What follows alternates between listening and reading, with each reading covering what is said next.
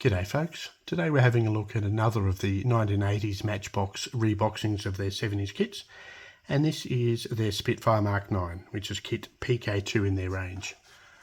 So having a look on the front, we see the classic Roy Huxley box art.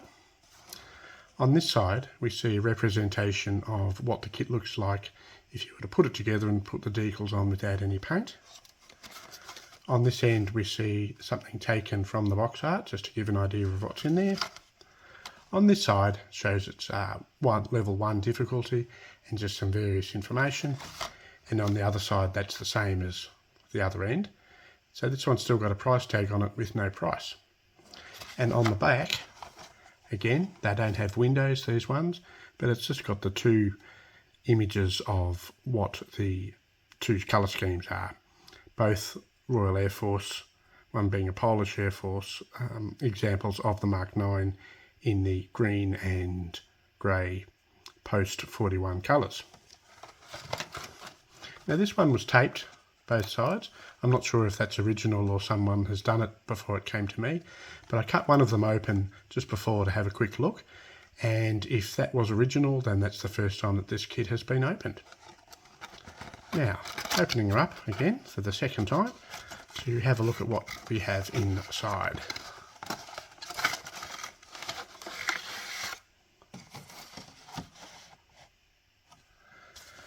So, as you would expect with the Matchbox kits, we've got the two sprues. The grey one, we have the wing and undercarriage doors, tailplanes, seat, and you can see there that the detail is again raised, but that was possible to be trimmed off with a knife.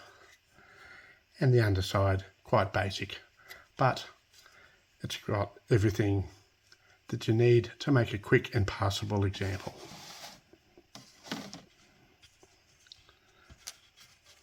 The second sprue has the fuselage sides, propeller, undercarriage, pilot, couple of cannons, the exhaust stubs, and so again fairly basic. And if you look at the detail, these are the trenches that they talk about. These are the ones you could fill them easily enough, but it was one way to pick out panel lines, and we've got some raised panel lines towards the rear. Again, very little detail, basically nothing inside the cockpit, but it was good enough for me. Then we have the single transparency being the canopy there, and again it is fairly chunky, but it did the job. And looking in the instructions, we have the decals inside. I'll just take those and set them aside for a minute. So the instruction sheet is one of their typical fold-out sheets. Again, 6 steps. The first one is putting the pilot on the seat. The second one is the pilot seated, the propeller assembly with the spinners, the fuselage sides going together. The third one was the tailplanes going on. Fourth one was gluing the upper sides of the wing to the lower half, and then putting the wing on, canopy on, exhaust stubs on. Then the last one is everything else. So your undercarriage, your radiator, filter, scoops, tail wheel, cannons, underneath the nose scoop. Yeah, that's the technical term, I don't think. With an interesting little helpful reference there to show the correct angle of the undercarriage. And another point here showing how you could modify it by trimming the top of the rudder off to show the earlier version of the Mk IX. And then there's a listing of the various models that were available at the time.